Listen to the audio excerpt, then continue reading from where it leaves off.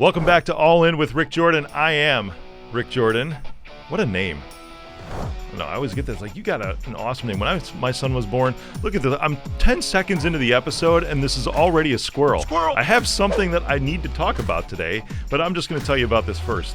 When my son was born, who is Richard Jordan, I've always gone by Rick, or when I was a kid, Ricky. And that's another life to me because I hated being called that. But Richard Jordan, a guy comes up as I'm looking at my son through the glass at the hospital, and he's like, "Oh my gosh, Richard Jordan, that's like the name of a judge or something." I'm like, "Yeah, I know." It's like it's after he's the fifth in line here. We've all had different middle names. But back on to the episode here. So if you don't have a good name, make it up. There's my odd tip for today, okay? Mentors, coaches. My dad died when I was 16.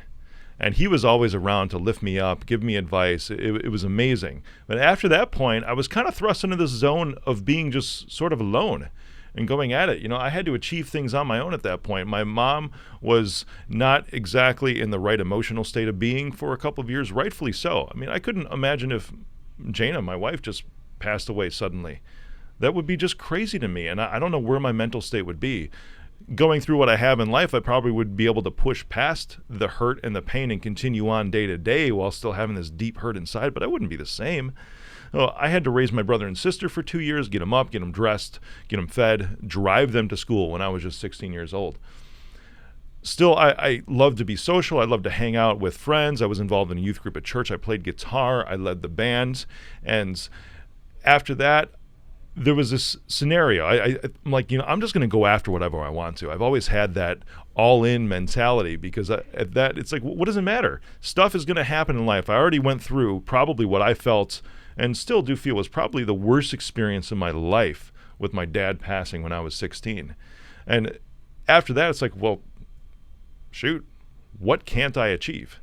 I'm just going to go after everything because if I got through that, I can get through any issues and break down any walls and go after anything. I got this. There's the key. I got this. It's good to have self-confidence. It's really good to think that you can achieve whatever you want to achieve.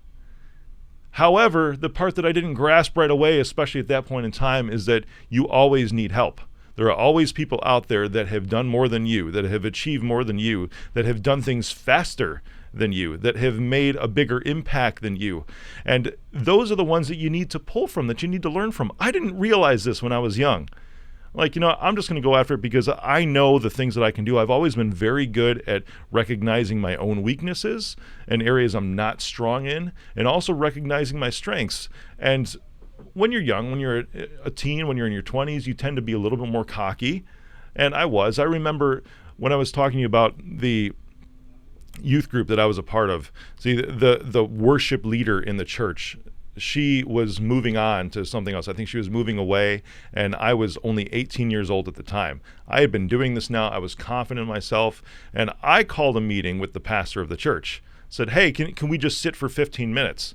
Because I'm looking at this, I'm like, this would be a lot of fun, and I think I have something to give people." This is what was going on in my head.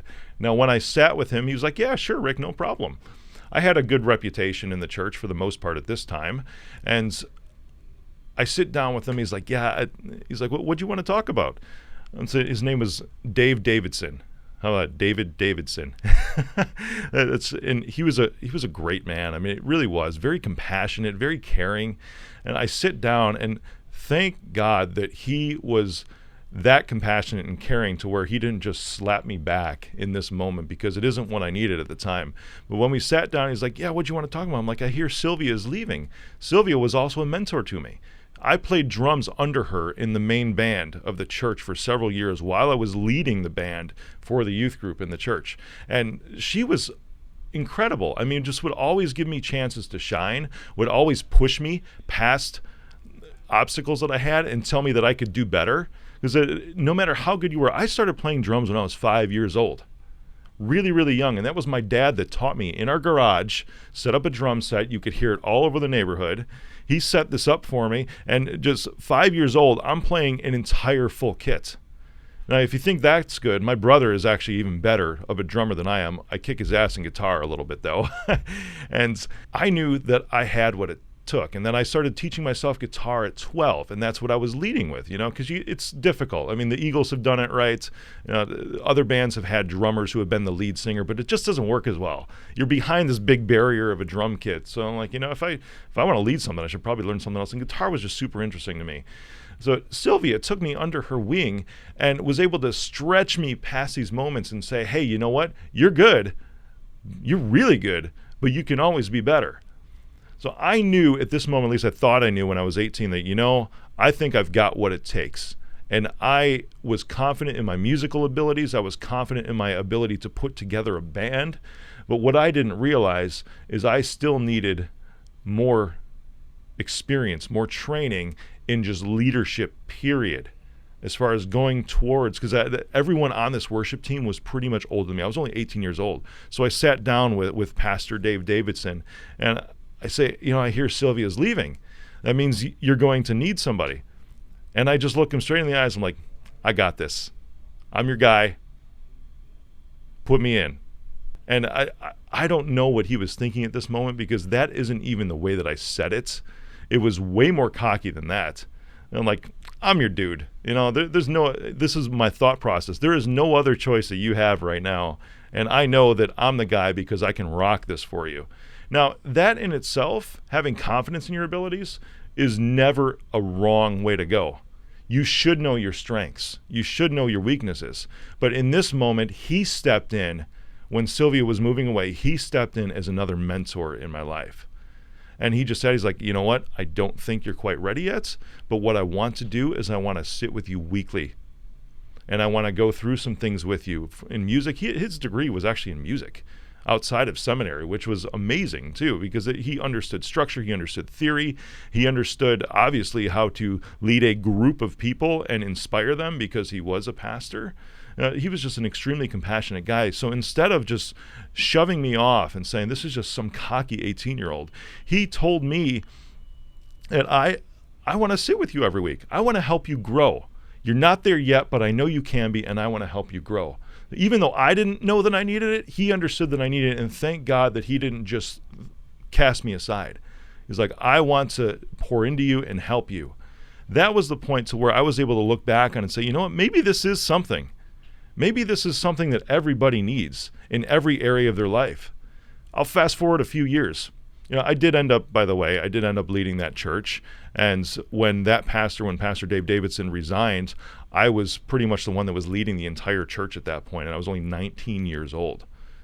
It was an incredible experience, and I'm grateful for it because it really taught me a lot about leadership and a lot about combining and meshing different personalities together. I had to work with people that were, no joke, 40 years older than me when I was only 19. And now that I look back, I'm 39 right now, I'm going to be 40 this year. Looking back just 20 years ago, how much I've learned, how far that I've come. And I know that the only reason I am where I am today is because of the mentors that I've had in my life along the way. Fast forward. It's 2007. I know the twins are coming along. That's that Richard Jordan that I was talking about, the judge name. And Ariel, my daughter. She is amazing too. She was just beautiful, captured my heart from the moment she was born. And I don't care. This is a squirrel, but every time I think of her, she just makes me smile. I always tell that too. You just make me smile. It's every single day, no matter what. She could be having a bad day, and I'll just look at her and I'll just smile because of who she is. 2007, I find out that I'm getting laid off a week before my twins are going to be born. And this is the choice I've talked about many times before. Now, with no income coming in, how do I pay my mortgage? How do I buy formula for my kids? That's a choice to make between that. That's a non-choice because you have to do both. You have to put a roof over your kid's head, and you have to allow them to survive. It's a crazy choice. But even when I couldn't afford it, even when I was just freelancing out of this, when I went into business on my own, I still, to the dismay of my wife at the time, is that I hired my first coach who was $800 a month. And at the time, that's what, 10 grand a year or something like that? At the time, that was $10,000 that not only did we just not have because it was going towards other things, even if we had it, it was probably not the right fiscal responsible move to dump this into something that wasn't formula or a mortgage. But here I'm thinking, because of who was able to show me when I was young and just say, you know what, you're not there yet, but I'm going to help you get there. I want to meet with you weekly, that I saw that I'm diving into something that I've never done before. And there are others who have done this very successfully. Now that's where I started. Nowadays, just last year alone, it was about $200,000 that I spent on mentors and coaches. But I started with just $800 a month. My point there is, no matter where you're at in life, in business, invest in yourself. You need to realize that the only way you're going to make it as far as you want to is to have others guide you along the way. It is impossible to achieve everything you want to achieve without somebody else to guide you. At the very least, you can learn from their mistakes so that you don't make the same things. Or you can see where they got to, and you can even improve on their process. It's always the great goal of every coach, every mentor, to have their students surpass them. That gives me so much joy, and everyone that I've coached throughout my life is seeing them do things better than what I even did. It's amazing to me, because then I even learn from them. It's like the student becomes the teacher. It's fantastic. That was my first coach when I started. His name was Ramsey. And I'm not going to give his last name to protect the innocents. He was really, really good for me, because he was doing a couple $1 million a year at that time, which is still small business, right? Typically speaking, but who wouldn't like to make 7 figures a year?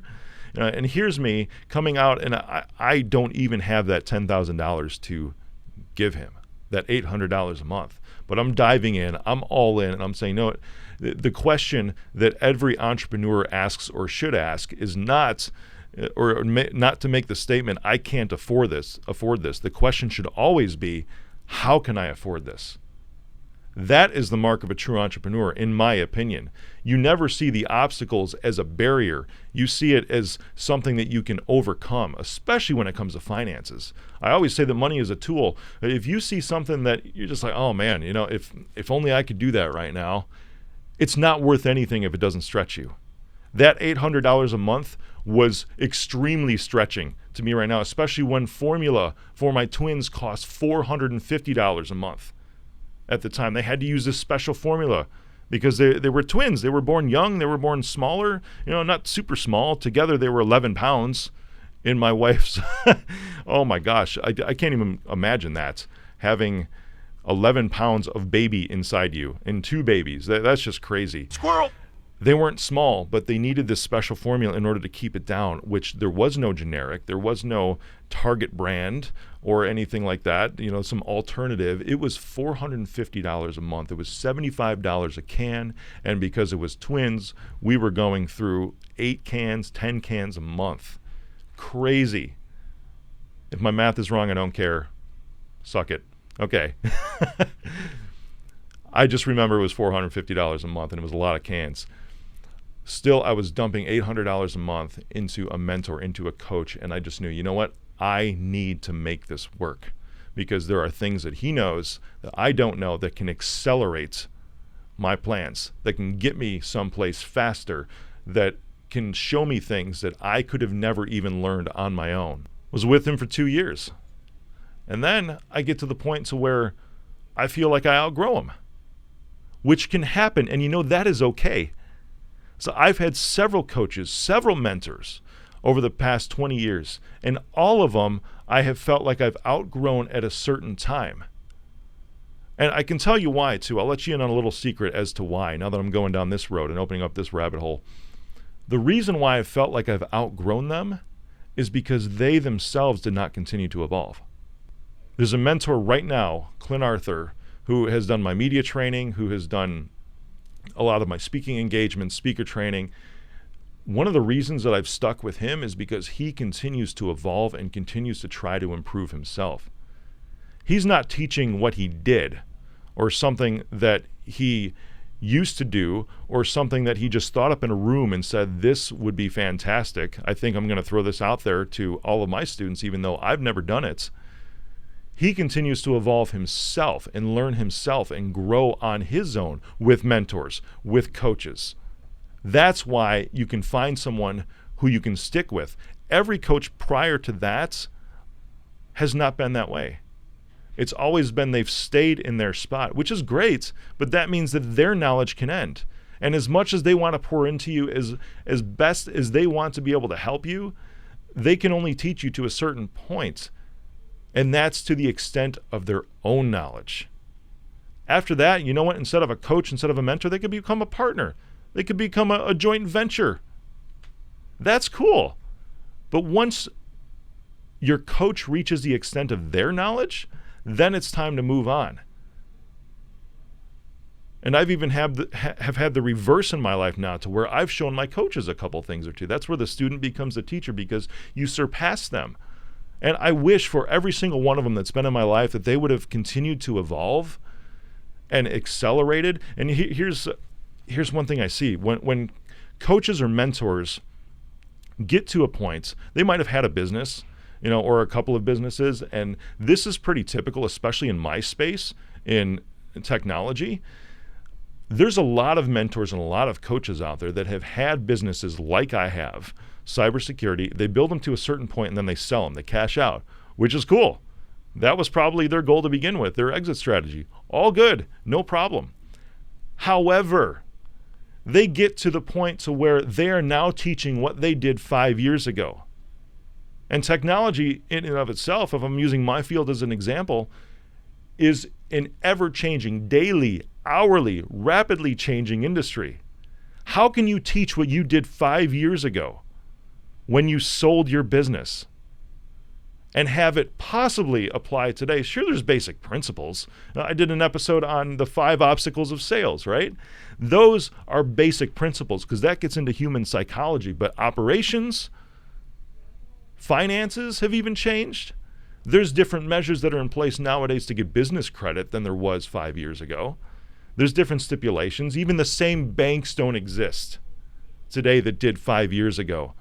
How can you have a program that is relevant now and you're calling yourself a coach and a mentor when you have not continued to evolve yourself and you are teaching what you did, not what you're actually doing?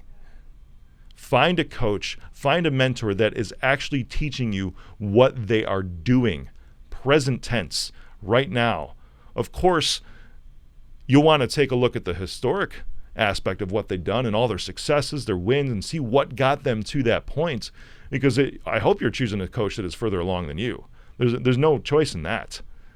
There shouldn't be anyways. Pick somebody that is way further along than you and can bring you up to their level. But the goal is that hopefully they can never bring you up to their level because they continue to evolve themselves. I love that. I love looking around and seeing those that want to continue to learn, that don't think that they've made it. If you think that you've made it at any point, this is a struggle of mine. I don't even stop for a minute usually. And Sarah knows this, right? I don't usually stop for a minute. And Sarah's my amazing marketing manager. I barely ever stop to just say, awesome, that was a huge win. It's something that I'm learning on. It's something that I'm working on. It's just the way my brain's been going through conditioning, through the situations I've had in my life. It's like, awesome. This is really cool. We just achieved a win. My team just achieved a win. We rocked the house on this, but this still isn't the goal. And even when we reach the goal, it's like, awesome, cool, but now there's another new goal. That's great. I continue to drive forward, continue to press on. However, stay there and bathe in that thing for a short period of time. I want to encourage everyone else, and one of my weak areas is to stay there and enjoy the moment, even if it's just for the moment. And then keep crushing it, keep moving on at that point. Hopefully you have a coach that will encourage you to do that too. That's another situation I see with what's been successful for you 5 years ago. I've talked a lot about my weight loss, and then everyone wants to know, how did you do that? I've told the story a lot, and you know what? As long as it continues to inspire people, I will continue to tell that story. However, for me personally, I don't look in the mirror and say, dude, Rick, you crushed it back in 2013. Yeah, man, you're so awesome. Look at you. You're still down 80 pounds, still down 90 pounds. Way to go. No. Stay on it for 24 hours and then move on to the next thing that's going to inspire other people. You can hang on to that story for other people, but don't hang on to it for yourself. Don't think that you have ever arrived. And don't ever hire a coach that feels like they have arrived. Find a coach, find a mentor that is going to bring you up to the next level while still trying to learn themselves. I've had other coaches in between where I'm at now and where I was with Ramsey 12 years ago. Here's another life lesson, another business lesson. There was a point to where Ramsey had some business troubles. And he was great because, coming out of being laid off and having twins, my credit score sunk down in the 400s. And what can you do with a credit score in the 400s? Nothing, zero. I've spent a lot of time building that back up. I learned a lot of good hard lessons out of that, but it just was what it was. If you don't pay your mortgage, your credit score is going to drop. I didn't feel like I had a choice at the time because I needed to buy food for my kids. It's just what happened. You make things work. A credit score is not everything, but it will help you obtain what you want in life, what you need. Ramsey went through some difficulties in business, and he was one who taught me this whole concept in my industry called hardware as a service. And I'll explain just real quick what that is. Instead of a client purchasing, we'll just say a computer from me, a $1,500 computer, whatever it is, I'll say, no worries, it's $50 a month for 3 years, and then we're going to swap it out. There's a lot of wins on both sides for that. One, it's because of the way that it's structured, and I don't care giving my secret away on this, because Ramsey taught me this. The way that it's structured is that there's an assignment of residual, it's called, at the end of this contract. I'm going to get really deep into some business strategy here. There's an assignment of residual. It's structured as a lease, but now it's a rental because the rental is the financial responsibility of your client. And the assignment of residual, which is the dollar at the end of it. Everyone's familiar with dollar buyouts on leases. The dollar that's the end of it is assigned to my company, which means it is my asset. I own it from day one. So I can depreciate that, write it off of my taxes, and the client gets the benefit of the operating expense. They can write off 100% of the payments on that. This is where I'm saying it's a win-win. It's awesome. And then as it comes to a close, you cycle back through that and you say, well, you still need computers. It's our equipment, and I don't let you keep the equipment beyond 3 years because the failure rate of a new computer goes from 11% on day 0 to 78% at the end of that third year. It's just not reliable and predictable anymore. That's why I swap them out every 3 years. And these are studies by Microsoft, by Google in their data centers, where these hard facts come from. At the end of that 3-year term, we refresh it. Now they get a brand new system. Their payment usually stays the same. They can continue writing off 100% of that rental, that acquisition of hardware, that asset that they need. But I can depreciate the value on it again because of that assignment at residual. The end. This is what Ramsey taught me. And because of my low credit score at the time, I could not get funded directly by the underwriters. So he would play the middleman and say, no problem. I will buy the equipment for you, and I'll take the pre-fund, because he was making money on the interest. That was his whole thing. He was a broker for this kind of thing with the underwriter, with the leasing company. Good plan. I mean, that's what he wanted to do. He wanted to help other MSPs at the time get into this thing as hardware as a service, and most MSPs still do not do it right. This guy was a genius when it came to this. And an MSP, by the way, is a managed service provider. It's the next gen of IT support. It's not just something's broken, come and fix it. It's someone who actively manages. And even now, MSP in 2019 is kind of old school. Everything now is focused on cybersecurity and managed security. If anyone you talk to, if you own a business out there, if anyone you talk to does not lead with security first and they just talk about monitoring your crap 24/7, they are old school, and you should not do business with them, ever. They should always be talking about security first, because the IT essentials, as I call it, is something that every firm should just do, period. The focus is on security because that's what's going to keep you protected. And then on the backside, they're going to keep you up, keep you running. He taught me this whole structure of hardware as a service. He got into some difficulties, and I don't remember what the difficulties were, but then I stopped getting my money from him. I got burned. So here I am just 2 years into freelancing, and I got burned for about $150,000. I was able to recover out of this. However, even though he taught me a great deal as a coach, as a mentor, and this is good to know because there are some coaches and mentors that you will probably make some bad decisions on and think, why did I ever do that? I thought that for a brief moment with him, but then I realized how much he actually did taught me, because this structure that he taught me, I have made millions on since. He was a genius when it came to this. And now I'm the only one really that understands this structure in the whole United States. And now I'm teaching it to other MSPs, other IT firms, so that they can take advantage of it as part of my coaching. Even though I lost $150,000 of what some might consider, oh, that was a bad choice, especially when you're so young, you've got a young family. No, I always talk about the one thing on this show is that you can always learn from anything in your life. And the one thing you have to pull out is in every single relationship that you have. I guess today's one thing really is the whole premise of one thing.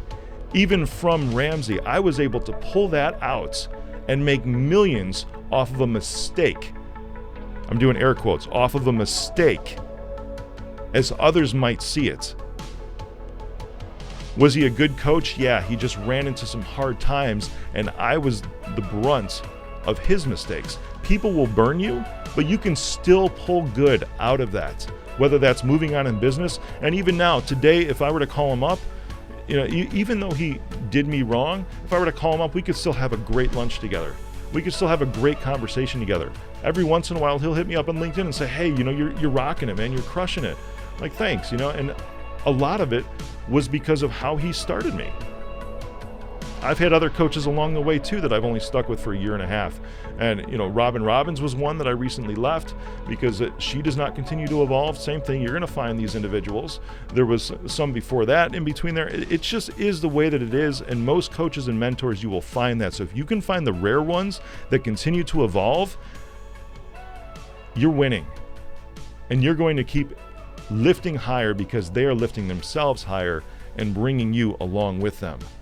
Still remember that even when you run into these bad relationships and something happens in the middle of it, you feel like you wasted money, you probably didn't, because it is always your responsibility in any engagements, any relationship, any business venture, to pull something out of it that you can use for the future. Not everything is ever all bad.